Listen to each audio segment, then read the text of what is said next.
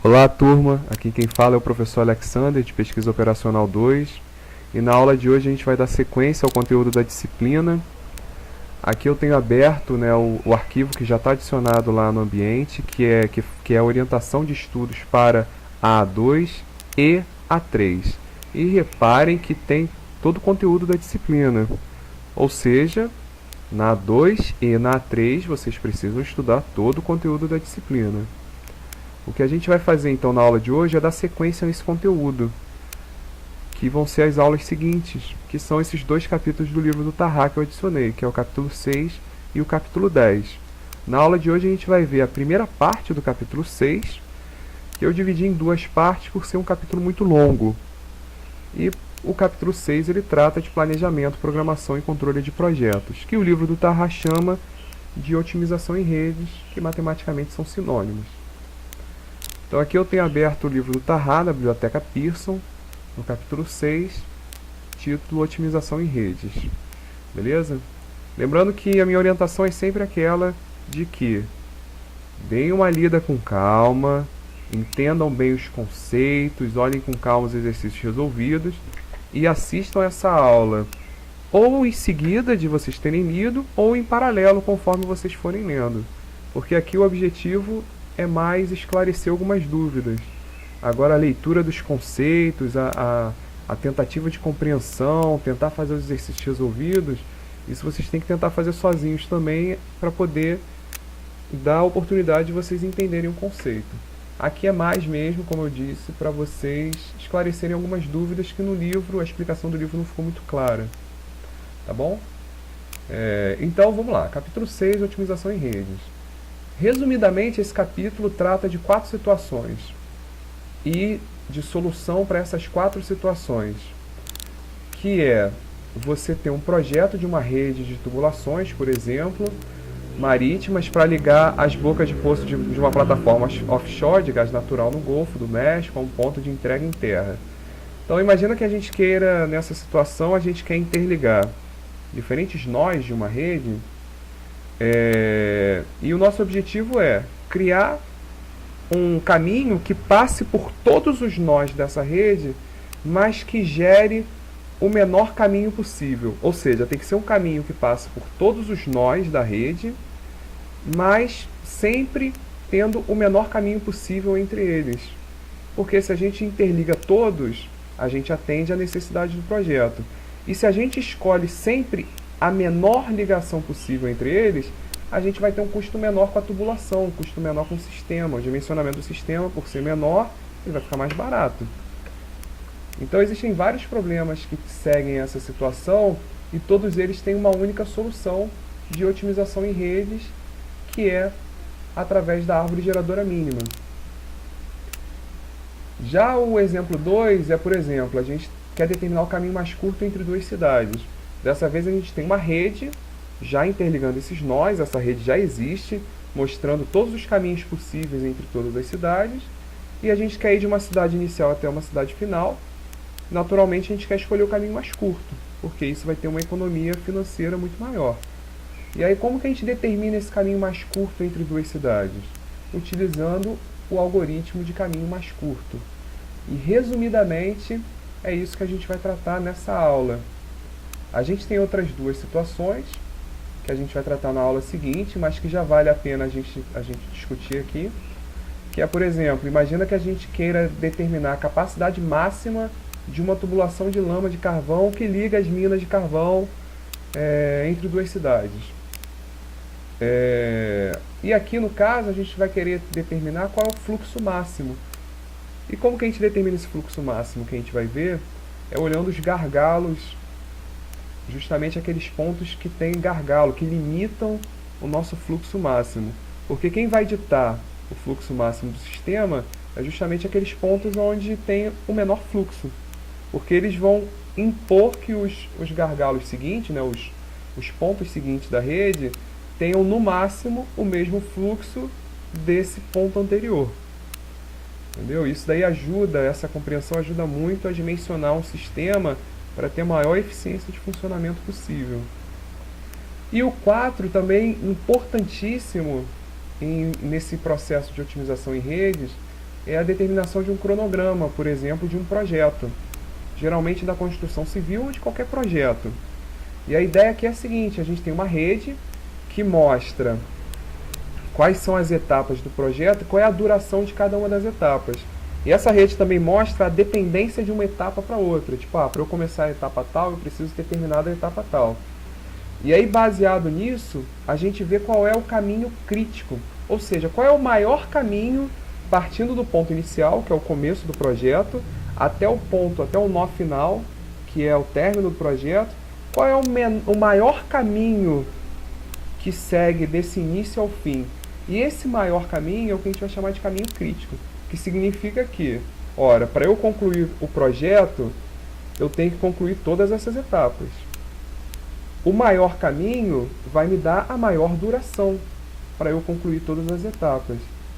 E essa maior duração vai me dar justamente o tempo mínimo necessário para concluir esse projeto. E esse caminho crítico é interessante a gente conseguir determinar ele, definir ele, porque vão ser justamente essas etapas que fazem parte do caminho crítico que não vão poder atrasar em hipótese nenhuma, porque se uma dessas etapas atrasa, a gente atrasa a entrega do projeto. A gente atrasa a entrega da execução do projeto, o projeto concluído. A gente vai demorar mais tempo para concluir esse projeto. Então, vocês reparem o quanto que isso daqui é importante. Não só, logicamente, o algoritmo do caminho crítico, mas também todos os outros algoritmos. E, novamente, né, o que a gente vai tratar nessa aula de hoje? A árvore geradora mínima e o algoritmo do caminho mais curto. Aqui tem uma revisão, né, uma definição de rede, de novo, né, vocês já viram o conceito lá na A1, mas lembrando que os nós da rede são esses elementos, 1, 2, 3, 4 e 5, e os ramos ou arcos são essas ligações entre os nós. Então a gente tem o ramo 1, 2, a gente tem o ramo 1, 3, que é justamente essa setinha daqui, essa linha, que interliga o ponto 1 ao 3, o nó 1 ao nó 3, certo? E aí ele fala que a cada rede está associado a cada rede está um fluxo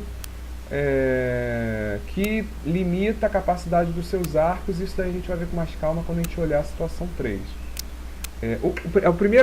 O primeiro conceito importante aqui, para a gente entender a situação 1, que é a da árvore geradora mínima, é entender o que é uma árvore geradora, certo?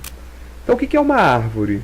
Uma árvore é uma interligação entre os nós da rede que não formam um ciclo. Tá bom, o que é um ciclo? Vamos olhar essa situação 2, o 2, o 3, o 4, o 2. O 2, 3, 4, 2, eles formam um ciclo por quê?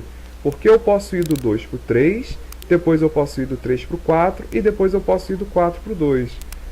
Isso formou um ciclo.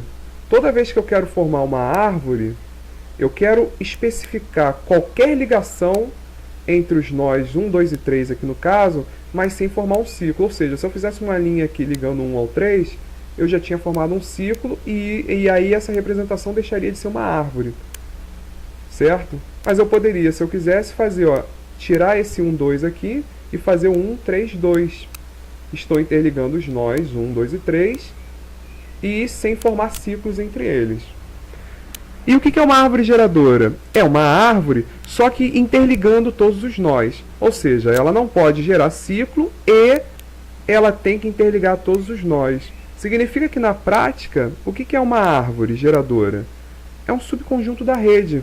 Ela é como se eu estivesse escolhendo algumas dessas ligações.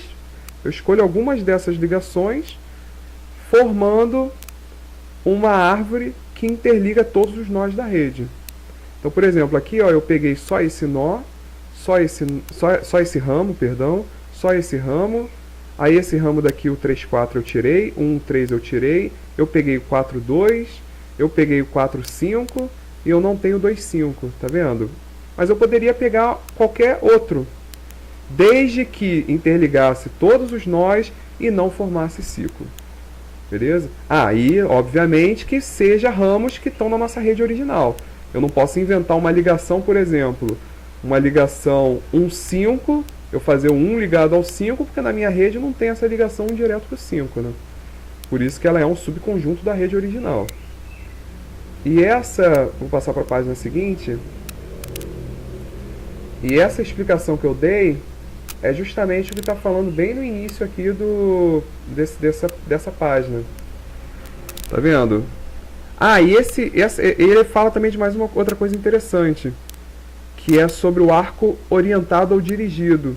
Nessa rede daqui, se vocês repararem nessa rede que a gente está tratando, os arcos eles são representados por setas. Significa o quê? Quando não tem a seta, é só uma linha, significa que eu posso ir tanto de 1 para 3 quanto de 3 para 1. Quando existe uma seta, a gente diz que esse arco é orientado. O que isso significa? Que eu só posso ir do 1 para o 3. Eu só posso ir do 2 para o 3. Eu só posso ir do 4 para o 2. E do 2 para o 4? Não posso, porque o arco é orientado no sentido do 4 para o 2. Então a gente chama isso de arco orientado. Certo?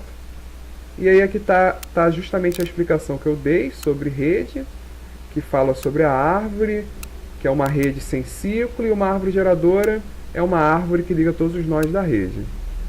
Então aqui tem um exemplozinho muito interessante para vocês lerem com calma, sobre essa ponte, é muito interessante vocês lerem, lembrando sempre de focar nos exercícios resolvidos, que é o que a gente vai fazer agora. O que a gente vai fazer agora é tratar do algoritmo da árvore geradora mínima, que é aquele primeiro algoritmo que está lá no início do capítulo como situação 1.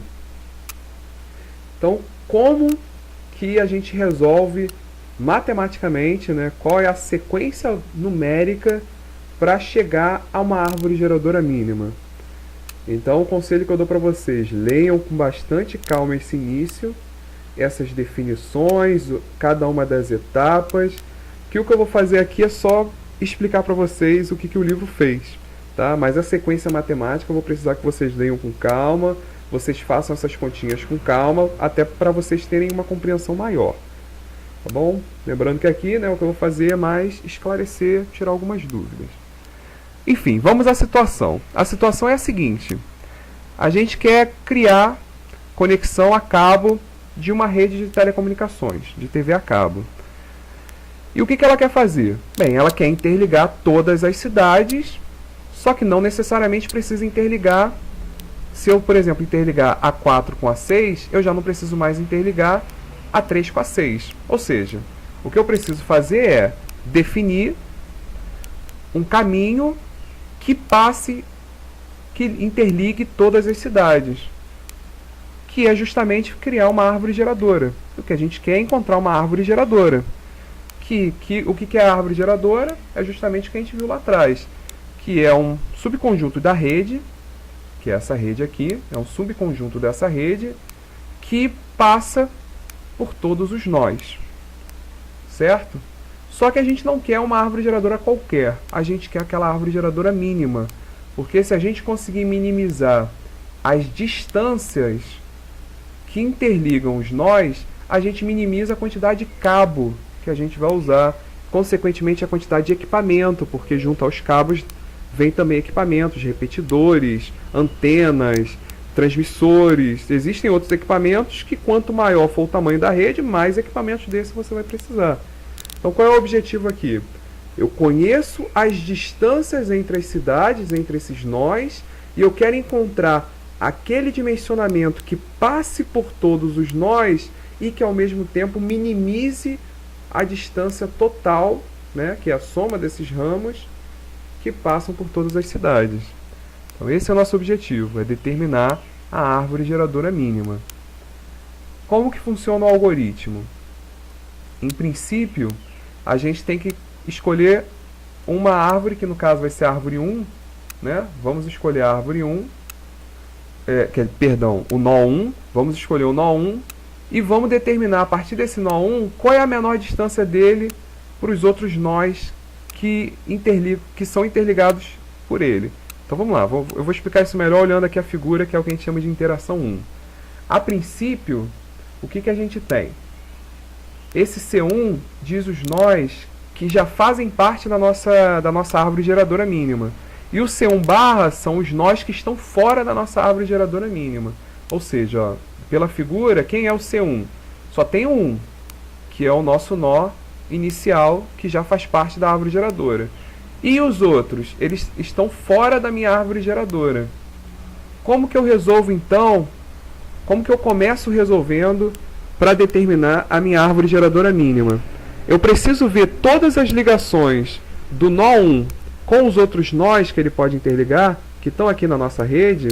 A gente vai ver, ó, 1 pode ligar com 2, ele pode ligar com 5, ele pode ligar com 6, ele pode ligar com 7. Mas ele não tem uma ligação direta com 6. Repare então que não existe uma ligação direta do 1 para 6. O que eu fiz aqui? Só identificamos as ligações do nó 1 com os nós que ele se interliga. Qual é o primeiro passo? Determinar quem é o menor caminho do nó 1 dentre 1, 9, 5 e 7. Qual é o menor caminho? É o 1. Ah, então eu vou considerar na minha árvore geradora mínima esse ramo que interliga 1 com 2. Olha só o que eu fiz aqui, ó. Agora o 1 com 2 passou a fazer parte da minha árvore geradora mínima. E aqui como é que ficou algebricamente, ó. O C2, que é a minha interação 2, agora tem o 1, 2 fazendo parte da árvore geradora mínima e, consequentemente, quem é o C2 barra é o 3, 4, 5, 6, que ainda não fazem parte da árvore geradora mínima. Então tá aqui, ó. O 1, 2 faz parte. Aqui ele já colocou mais forte esse 1 aqui, que já faz parte da árvore, é um ramo que já faz parte da árvore geradora mínima. E agora ele fez a mesma coisa que na interação anterior.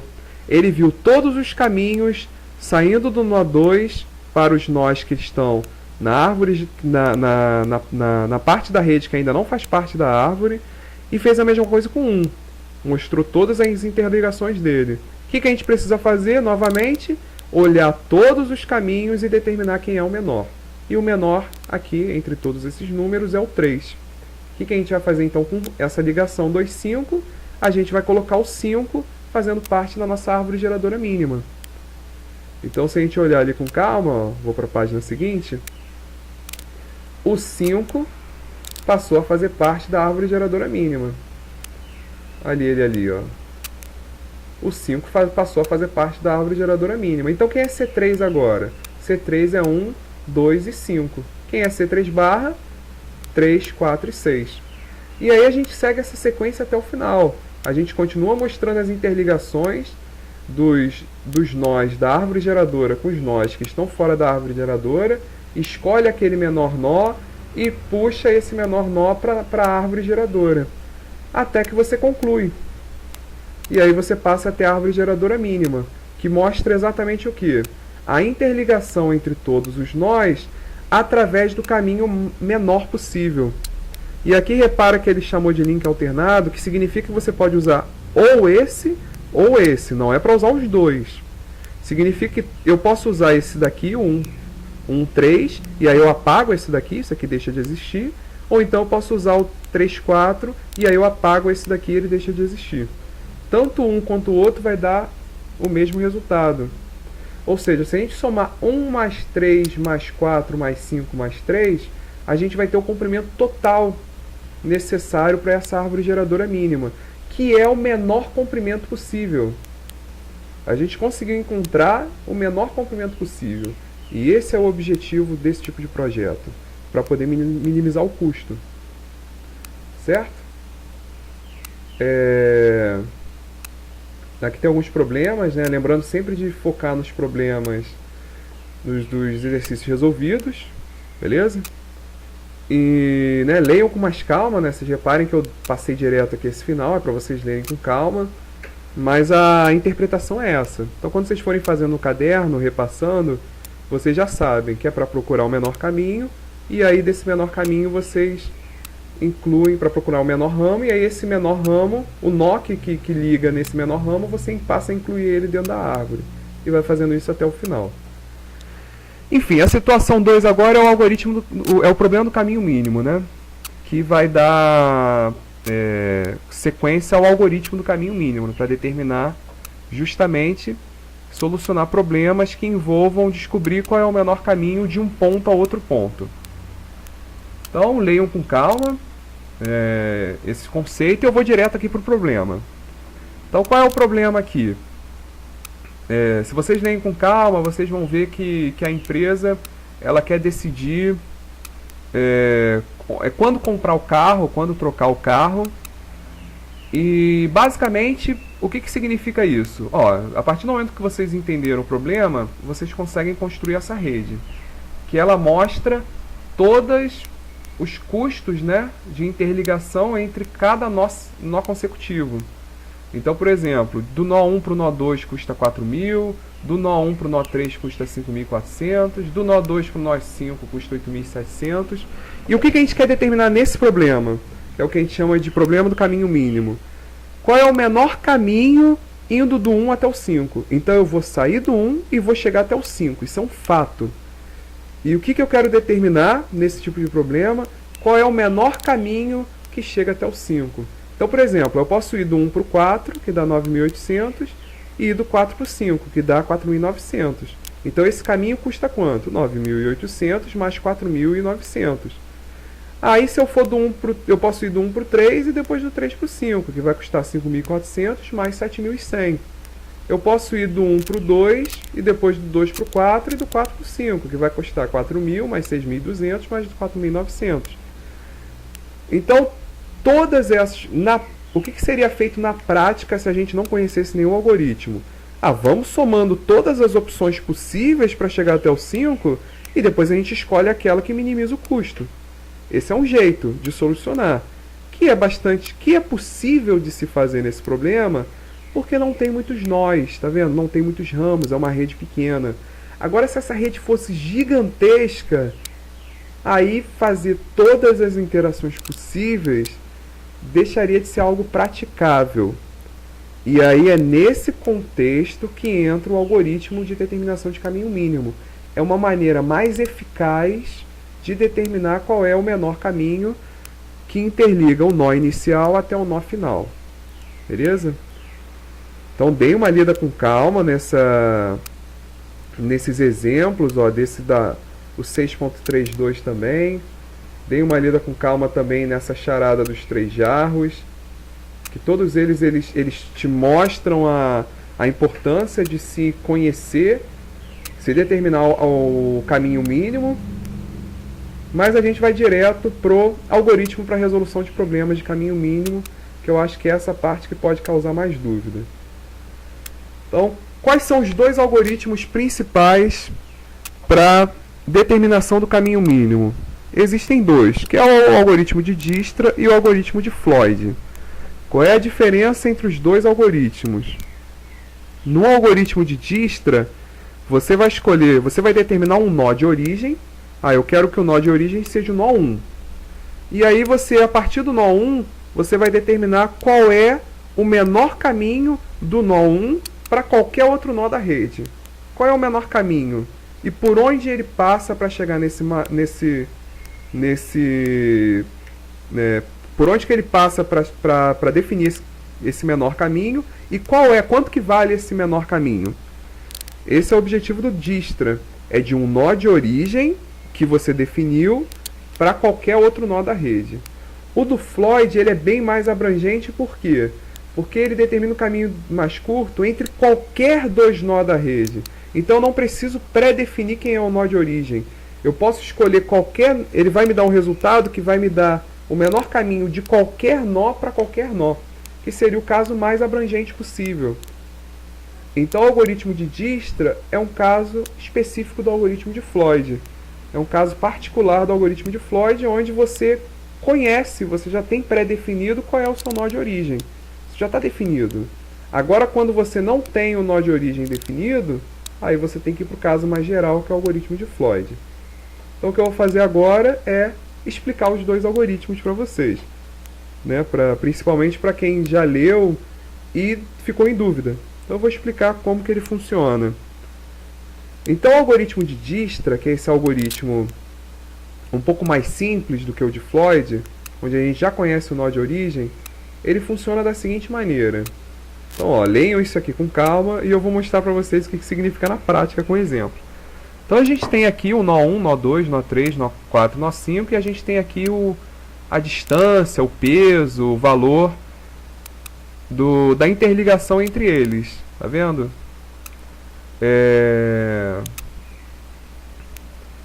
Lembrando aqui, ó, que são todos esses nós são nós direcionais, ó, cuidado, né, que a gente está vendo as setas são nós direcionais, então não posso ir, esse 15 daqui é só do 4 para o 2, não é do 2 para o 4, certo? Isso aqui é uma observação importante. E vamos entender como é que funciona então esse algoritmo. Primeira coisa, eu já vou definir que o nó de origem é 1. Ponto. O nó de origem é 1. Como que eu tenho que rotular essa minha primeira interação, que é essa minha interação inicial? Esse primeiro valor daqui, ele me mostra qual é o comprimento necessário para eu chegar no nó 1. Ora, se eu partir do nó 1, o comprimento necessário para eu chegar nele é 0. E esse valor que está aqui, que aqui está aparecendo uma barra, me diz de qual nó que eu estou vindo. Como o nó 1 é o primeiro nó, eu não estou vindo de nenhum nó. Por isso que a gente representa por uma barra. E por esse daqui ser o menor caminho, então com certeza ele vai ser um nó permanente. Ele é o menor caminho, eu vou rotular ele como um nó permanente, certo? Então, então o que eu tenho que fazer? Bem, já defini quem é o meu nó inicial, que é o nó 1, certo? Isso aqui foi definido no exercício, define esse aqui como nó 1. E aí o que a gente faz é ver, o nó 1 está interligado com quais outros nós? Com o nó 2 e com o nó 3. Com o nó 2 e com o nó 3. Aí anota lá, nó 2, nó 3. Qual é o caminho para eu chegar até o 2? Eu tenho que passar por um caminho de comprimento 100. Então eu vou somar o comprimento acumulado do nó 1, que é esse valor aqui que é 0, tá vendo? 0, mais o comprimento para eu chegar até o nó 2, que é 100. Então isso aqui vai dar quanto? 0 mais 100, que dá 100. E quem é esse número 1 aqui? Lembrando que esse número 1 é de qual nó que eu estou vindo. Ora, eu estou vindo do nó 1. Então eu vou botar aqui como nó 1. Faço essa mesma coisa, ó, do nó 1 para o nó 3, que vai dar 30 vindo do nó 1. Os dois nós, a princípio, são temporários. Como é que eu determino qual desses nós que vai ser um nó permanente? É só eu ver o nó que tem o menor caminho. Eu não quero determinar o caminho mais curto? Qual é o caminho mais curto para eu chegar até o nó 3? Ora, se saindo do nó 1 eu só tenho esses dois caminhos, um de comprimento 100 e outro de comprimento 30, com certeza o caminho mais curto para chegar até o nó 3 vai ser o de comprimento 30, porque o outro comprimento vai ser alguma coisa maior do que 100. Tá vendo? Ó, vai ser aqui, ó, passando por esse dá 120. Então eu vou rotular esse nó aqui como um nó permanente. E o nó 2 a princípio vai ficar como um nó temporário, porque eu não tenho como saber a princípio se o menor caminho do nó 1 para o nó 2 é o 100, porque eu preciso testar os outros caminhos também. Mas com certeza o menor caminho do nó 1 até o nó 3 é esse caminho aqui. E essa aqui é a outra etapa. Qual é a etapa então? Rotular o nó 3 como um nó permanente e manter o nó 2 como um nó temporário. Ó, rotulei o nó 3 como um nó permanente e mantive o nó 2 como um nó temporário. E aí o que eu vou fazer agora? Ora, como o nó 3 é um nó permanente, eu vou pegar o nó 3 e vou ver quais são os outros nós que eu consigo chegar a partir dele. Se a gente olhar lá na figura, a gente vai ver que do nó 3, a gente pode chegar até o nó 4, com comprimento 10, e até o nó 5 com comprimento 6.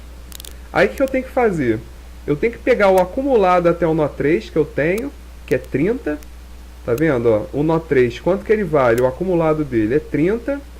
E no nó 4 eu vou somar isso com 10. E quando eu olhar no nó 5 eu vou somar isso com 60. Ou seja, eu vou somar 30 com 10 no nó 4, que vai dar 40. E vou somar 30 com 60 no nó 5, que vai dar 90.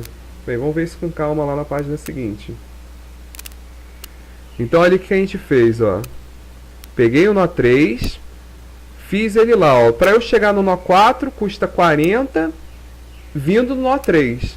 E para eu chegar no nó 5 custa 90 vindo do nó 3. E aí novamente eu pergunto, qual dos dois dá o menor caminho? Perdão, ó, vocês têm que olhar sempre qual dos três, porque você tem um outro nó temporário que está aqui. Qual dos três que dá o menor caminho? É 100, é 40 ou 90? É 40. Então, com certeza, esse nó 4 com peso 40 vindo do nó 3 é um nó permanente.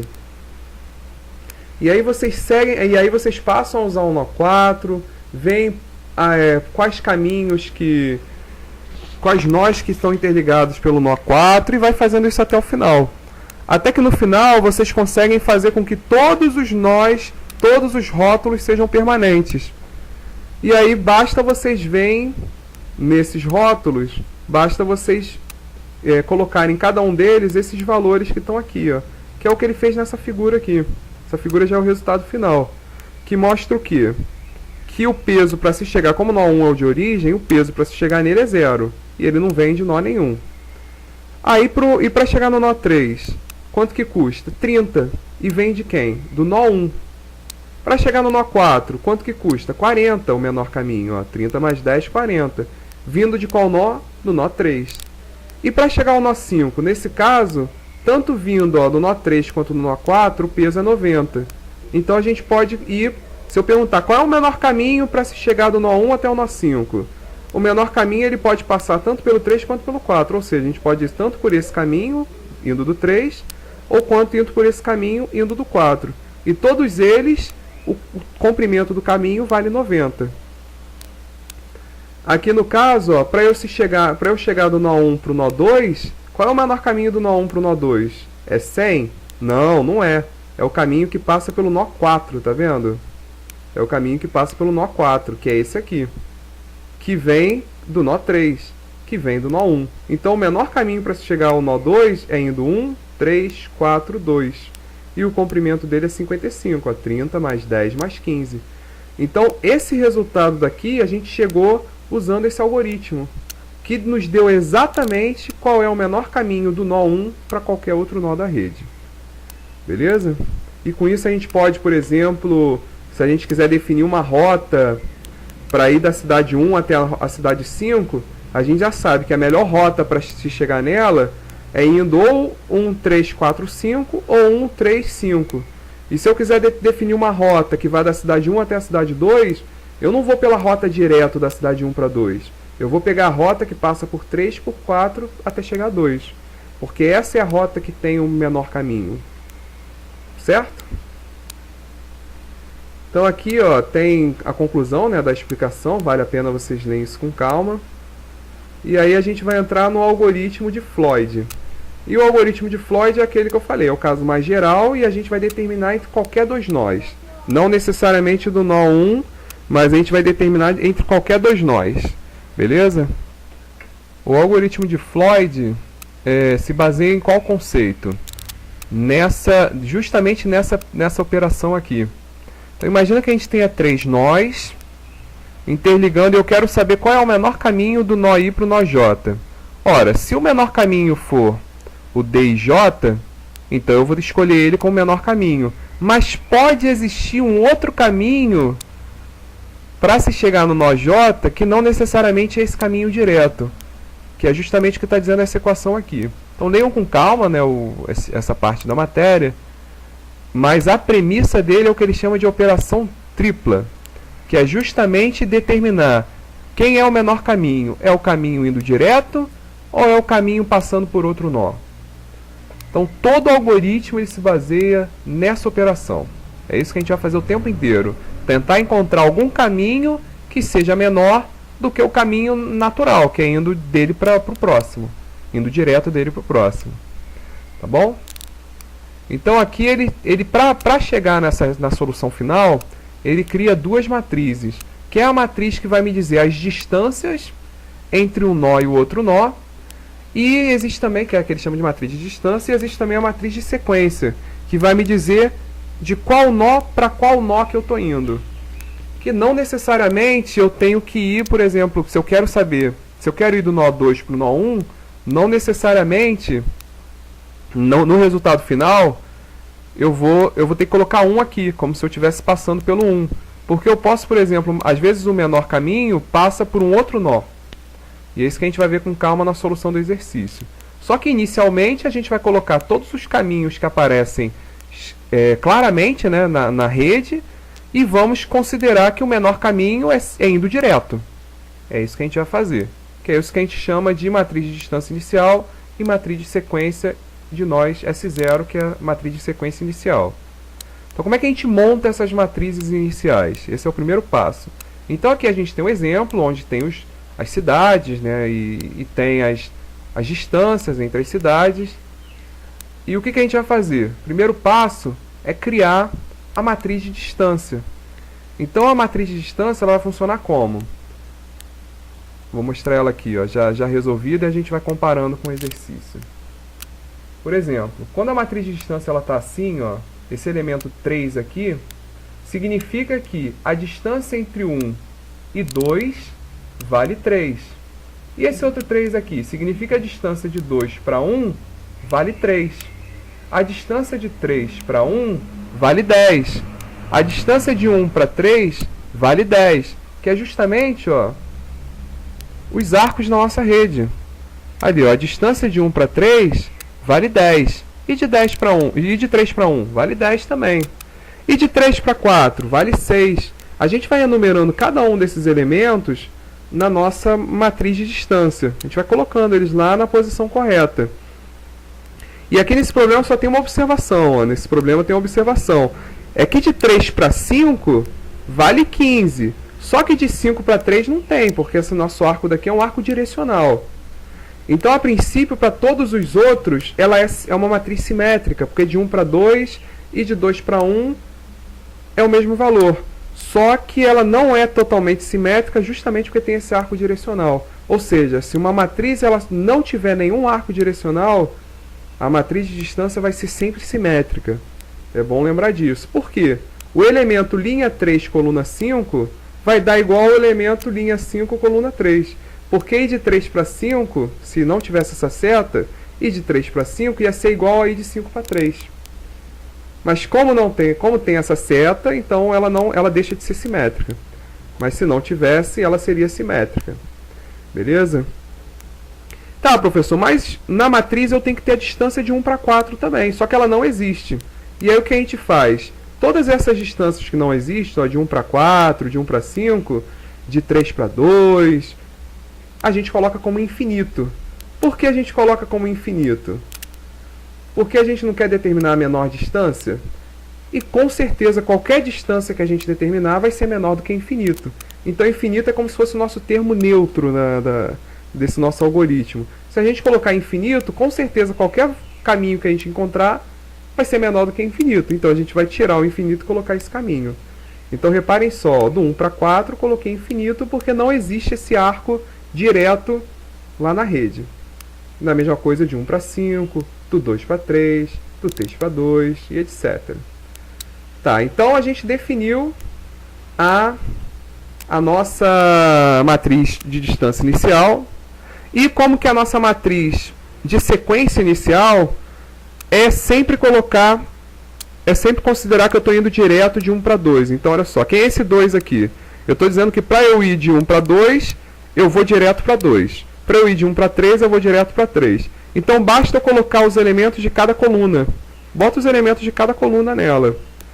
Ah, professor, e por que tem esses traços aqui? Tá vendo? Na diagonal. É porque eu não quero saber qual é a distância de 1 para 1. Ou a distância de 2 para 2. Dele para ele mesmo. Isso não faz sentido fazer essa distância. Eu quero sempre dele, do nó para um outro nó. Então, a gente bota essa diagonal com esse traço porque ela não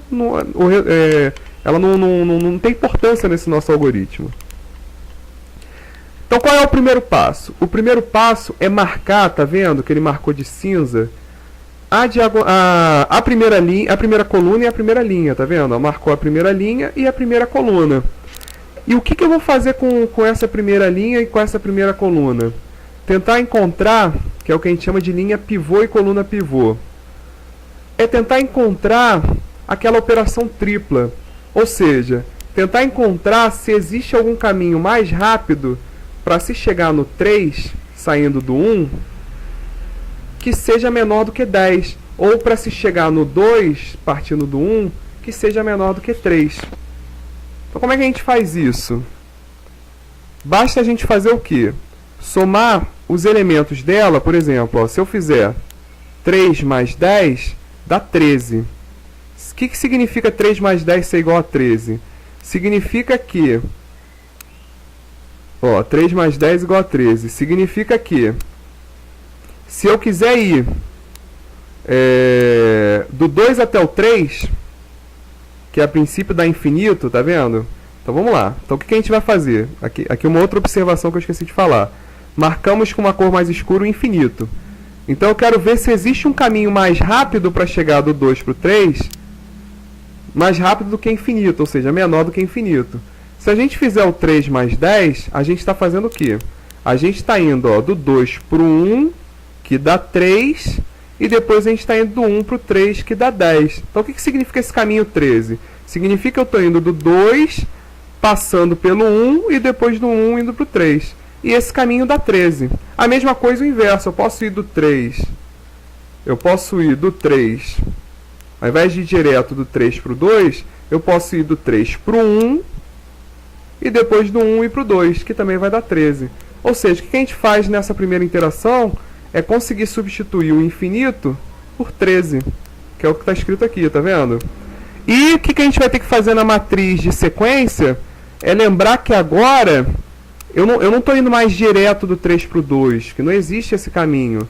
Para eu ir do 3 para o 2, eu tenho que passar pelo 1. Então eu vou ter que substituir aqui, onde está 2, eu vou ter que colocar 1. Porque quando eu passo do 3 para o 2, eu vou passar pelo 1. E da mesma maneira, quando eu vou do 2 para o 3, eu não vou direto do 2 para o 3. Eu vou primeiro do 2 para o 1 e depois do 1 para o 3. Então aqui onde está 2 e 3, eu vou substituir por 1, porque vai me dizer que quando eu vou do 2 para o 3, eu passo pelo 1. Então substitui aqui por 13 e substitui aqui por 1. Então o que isso está mostrando para a gente? Que o caminho do 3 para o 2, o menor caminho do 3 para o 2 até agora, vale 13.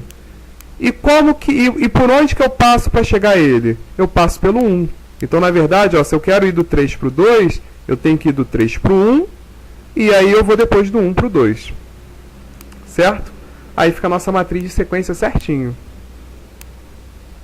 Então, essa ideia que eu expliquei para vocês, então qual é o passo 2 agora? Agora a linha 2 e a coluna 2 passam a ser as linhas e colunas pivô. E o que eu quero determinar? Como que eu consigo determinar um caminho menor do que esses infinitos aqui? Fazendo exatamente a mesma coisa que a gente fez no algoritmo anterior. A gente vê se existe um caminho menor para se chegar até o 4. Porque o caminho indo direto do 2, indo do 1 para o 4 direto, dá infinito. Será que não tem um caminho menor indo do 1 para o 4? Por exemplo, o 2 se chega ao 4 também, o 3 se chega ao 4 também. Será que não tem um caminho menor passando pelo 2 ou passando pelo 3? Qual é o menor caminho para se chegar ao 4? Que é justamente essa operação que ele faz aqui embaixo. Que ele faz nessa sequência. O que ele faz? Ele pega esse caminho daqui, por exemplo, se eu for do 2 para o 1, se eu for do 1 para o 2, dá 3. E se depois eu for do 2 para o 4, dá 8. Se eu tentar agora ir do 1 para o 3, dá 10. E depois ir do 3 para o 4, dá 6. Ou seja, eu tenho a opção de 16 e eu tenho a opção de 8. Então eu vou escolher qual opção? A menor, que é 8. Ou seja, o menor caminho para se chegar do 4 partindo do 1, não é indo do 1 para o 4, que não existe, infinito.